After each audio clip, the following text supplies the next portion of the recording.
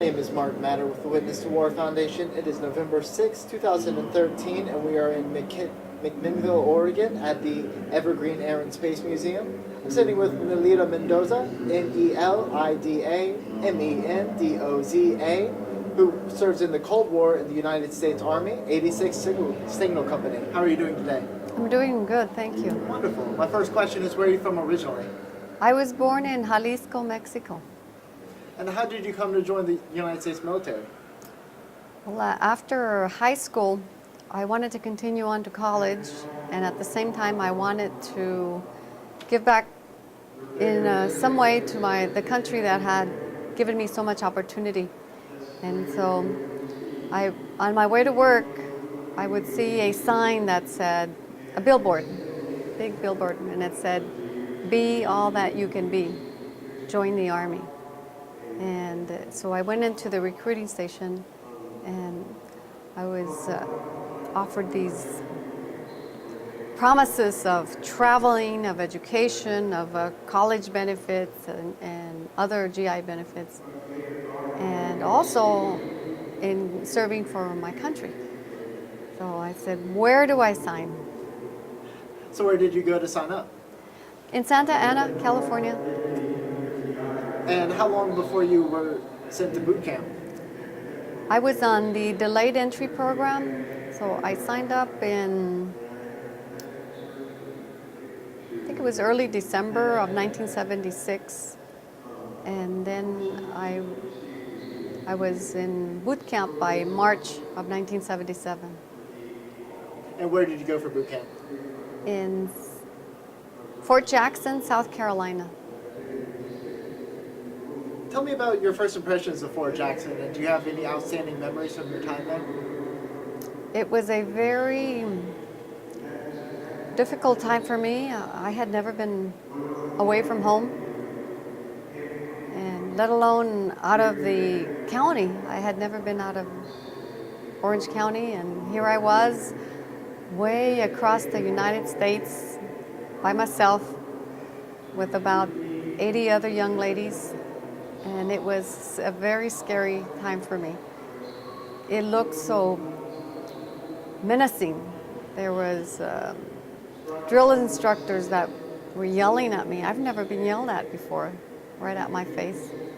And the regimen was very, very strict. Our routines were monitored 24/7, and I was very homesick. I missed my family, I missed the food, I missed California weather. And I've never been a quitter though. I've been a go-getter and motivated, and this was not a project that I was going to leave. I was going to do it and go all the way through and do it at the best possible means that I could. And what was the hardest part of it for you? There was a lot of physical endurance testing. We did a little bit of physical therapy, physical exercises in high school. You know, a little bit of swimming, a little softball, volleyball. I even played some basketball. But this was some true training in case of war, so that to build up our stamina, and of course to keep us in physical shape so that we could carry someone who was injured. We would need to carry our gear, our M16. The helmet alone was about 7 pounds. It felt like more, because it was a steel helmet with a liner, but imagine having felt like 7 pounds. It probably was more, not more than maybe 2 pounds, but it was heavy. Maybe about 12 pounds of gear in the back. You have a web belt with water canteens and your clips of ammo. Our M16 was about 7 pounds. And those boots were pretty sturdy and pretty heavy, and so my feet weighed more than I did probably, and on top of that, the uniform was made out of a very sturdy material that it seemed it didn't allow perspiration or circulation of the air back and forth, so it was a constant humidity and a lot of stress on the physical stress on the body. Actually, mental stress too. So after Fort Jackson, where did you go? Fort Jackson was our was our basic training, and that's where we learned the very basic, to iron our uniform, to have these crisp lines. Everything had to be aligned. When we received our patches, everything was measured, and we were inspected, and we had to pass as a unit. We had to learn to work with one another as a team, so that if we all made it together, because if one failed, the whole squad failed. And that's the way it was. The mindset is out in the field is you're going to work with your buddies so that we all come out alive in case of a battle. And it sure built up that camaraderie, that bond. There goes my accent. That bond between my squad, my team, my battalion. So that's where we learned just the basic military history, gas mask, how to make sure we have a good seal, how to spit shine our boots, very basic. Now, the next step is the what is called the AIT, the Individualized Advanced Training, and I went in as a telephone repair and installation person, and that consisted. Well, let me go back a little bit. My recruiter said I scored high in that area, so I believed him. Here I thought I was going to go into maybe like nursing, or maybe some kind of more of a female-oriented career. But he says you scored high in the engineering area and sciences, so we need you as a telephone repair and installation linesman, they called it. Now it's linesperson. So Fort Georgia was where they did the training for that type of work. So before I knew it, I was being fitted for what they call gaffs, and they go around your calves. They're wire and leather equipment that you wear to climb the poles, and they have these very sharp blades on the inside. They're like spears at the ankle. So you're climbing and you're sticking those gaffs into the pole. And at the same time, you have a ring around you for safety. It's a safety ring. And your feet are working this way, and your arms are bringing that belt up. So you're climbing up. So imagine from climbing in the jungle gym of just a few years ago to climbing 120-foot poles. It seemed taller. But that's where I learned how to troubleshoot telephone lines, splice cable. We had the machinery to dig the hole in the ground, and then another heavy equipment truck to bring the pole, telephone pole, the big wooden ones, and stick them in, lift them up. And then we would carry up this huge contraption that it goes onto the wire. After we put the cable in and the hardware, this machine would do the looping. It would come around and loop the wires together from telephone pole to telephone pole. Naturally, nowadays, all you do is just turn on the cell phone, and that would be it. So much easier. And that was in Georgia, and it was very hot. It was in July, after my my basic station. And at what base? In Georgia, oh my goodness, I just had it on the tip of my tongue. It'll come to me in a moment. Camp, wow, I can't remember, 1977. No, Fort Gordon, Georgia.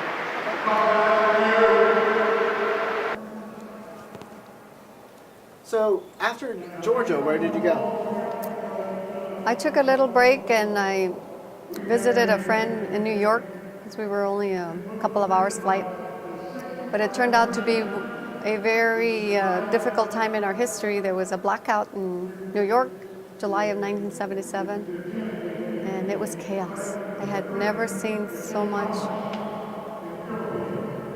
destruction in 24 hours. Then I visited my family in California, and they were thrilled to see me in uniform because my father was always he is an immigrant also, but he'd always been very patriotic. In Mexico, we would hear about Kennedy, about the good things he was doing, and when we immigrated, my father immediately became a Democrat, and he always had the sense of pride for the U.S., and I picked it up from that, and to see me in uniform was just awesome for him. He was very emotional, and he was very proud to show my photo to his friends at work and my family. And he says, I had 3 strong men, sons, and then I have my daughter who joined the army. And so he was really proud to have me to be a soldier. And after visiting them for a little bit, then my first duty station was at Fort Huachuca, Arizona. And my father actually drove with me from California. He didn't want me to travel alone after I'd been through all those rigorous exercises and building up my self-defense skills. My father was, I was still his little girl. He didn't want me to travel by myself. So we drove my Volkswagen over to Fort Huachuca, Arizona, and he stayed there at the local hotel that they have for the military families while I processed in. He made sure I was safe and installed, and then I took him to the airport, and he went back to California. So as I was processing in with my battalion, the person who was checking me in says, has asked, do you know how to type? And I said, sure, I learned how to type in 8th grade. And he says, hey, Colonel, and he says, we got a typist. So then the colonel came out and he goes, reassign her. She's going to stay right here in headquarters. So my orders were slightly changed, and I stayed in the headquarters company for the same battalion. I was just initially going to be assigned to Company A, but they said they kept me at the headquarters. And so my responsibility was to do all the typing and filing and keeping all the records straight. And after doing that several months, I received a second MOS, which stands for Military Occupational MOS Service. MOS. And I got a secondary occupation as an administrative specialist. And that was a little easier. I enjoyed it, and I didn't have the burden of going up the telephone poles. And I'm not afraid of heights, but I was afraid of just sliding down those poles and getting splinters. I've because some of those soldiers was when they slipped and they came down, there was splinters, their arms, their legs, and it is a very brutal work. But I was needed more at the headquarters company, and my duties changed. I was responsible for maintaining the files, and they're very strict. It's not just filing here, typing there. We had to follow regulations. There was regulations as to how we file, how we store, when to destroy records, sealing and confidentiality. So I had to get a secret clearance because I would be viewing a lot of very sensitive material. And I also did the typing of all the personnel evaluations. So I had first-hand knowledge of the company's performance evaluations. If there was any performance issues, I would be the one to know also. And so I knew who was getting in trouble, who was getting promoted, and I was the keeper of the records. And we also had a lot of fun there at that company. I learned how to do canoeing there. We had a week of survival training, and we took a couple of the canoes from the company and a couple of the trucks, and we took a squad. Not all of us could go because imagine the company is easy about 500 people. So it was just the headquarters company and one of the squads, about 20 people.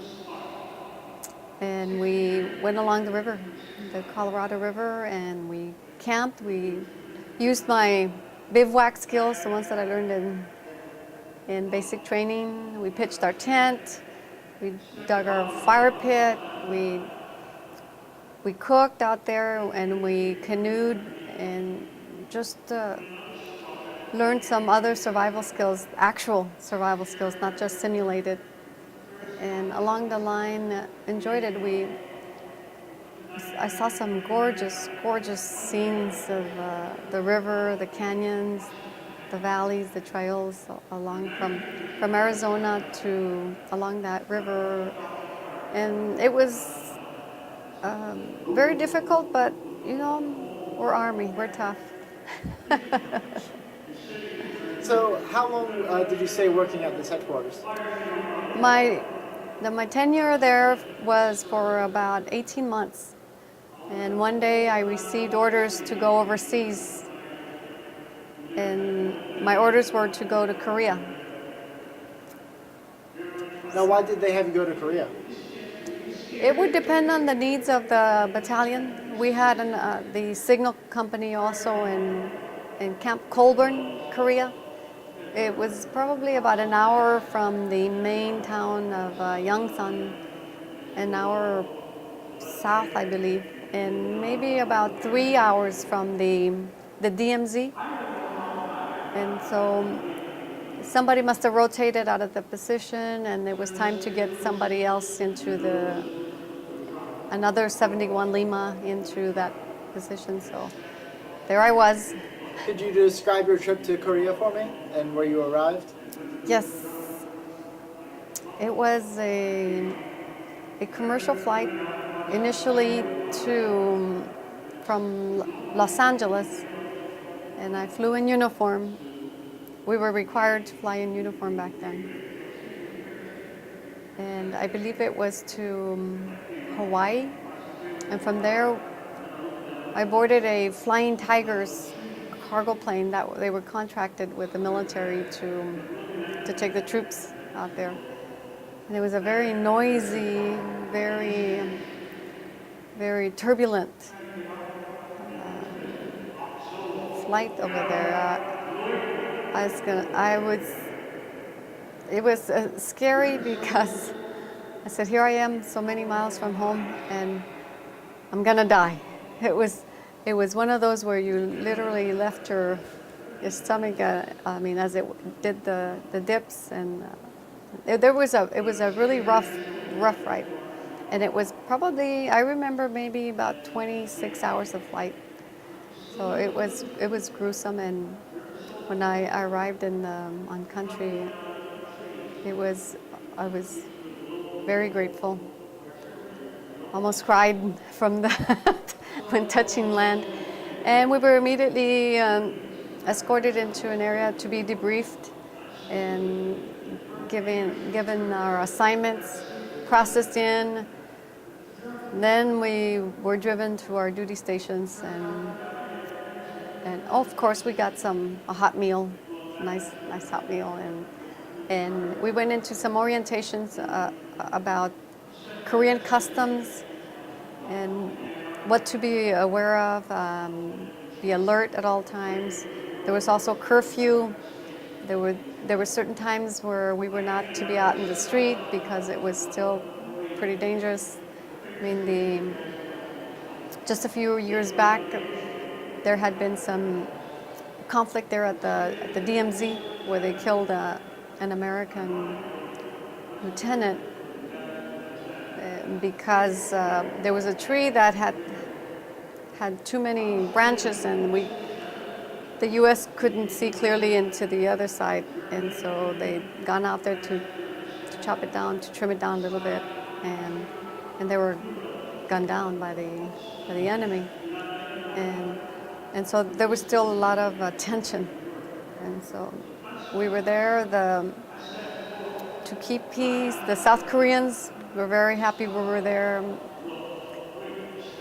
but the North Koreans were still very angry, and of course didn't want U.S. troops there.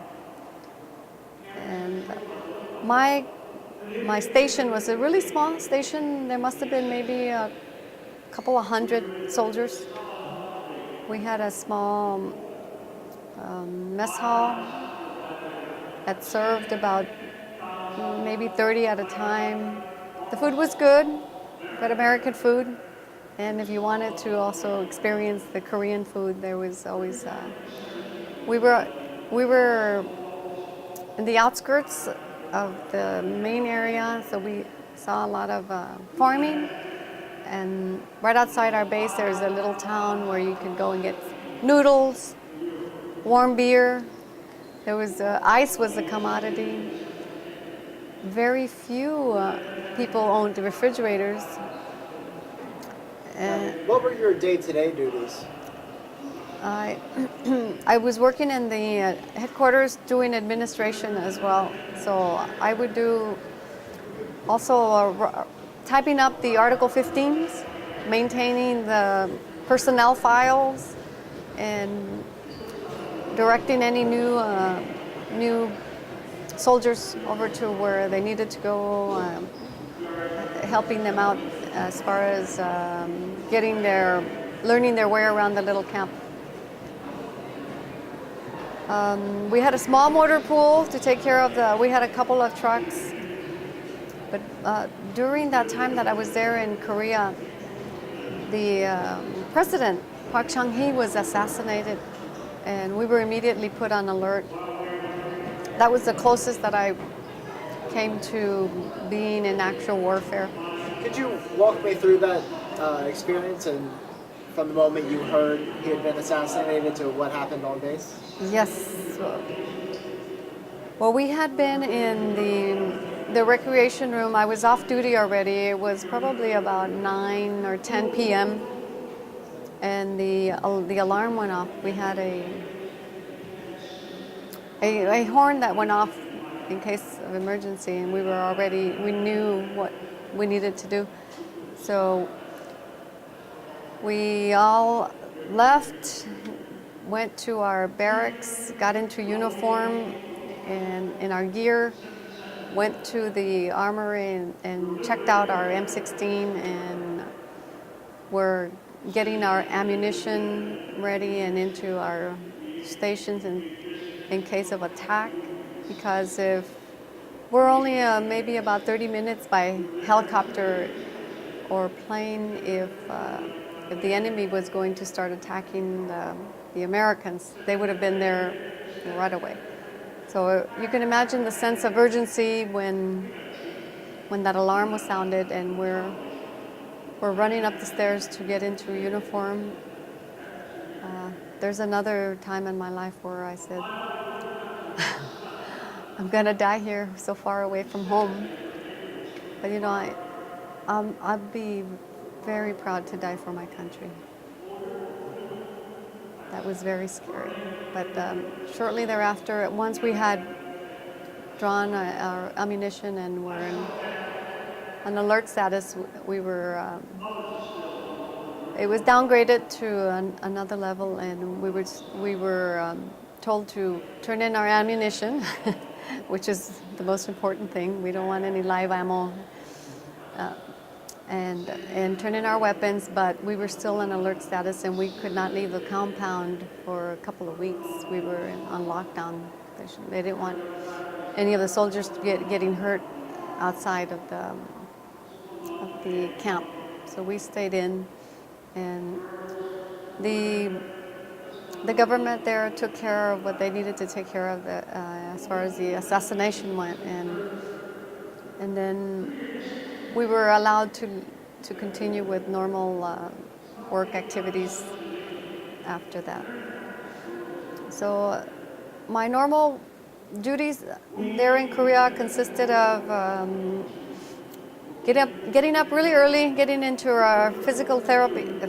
Why do I say physical therapy? Physical PT, our physical training gear, which could have been in the winter with some sweats, black sweats, and a black sweat shirt. In the summer, we had shorts, military shorts, and a t-shirt and tennis shoes. You could wear your boots if you wanted to, but it was, by that time, it wasn't as strict. And we did our exercises. We did about an hour of running, sit-ups, jumping, and obstacle course. And then we returned to our barracks and showered and got into uniform. And then we had to be back in formation by 7 o'clock in the morning.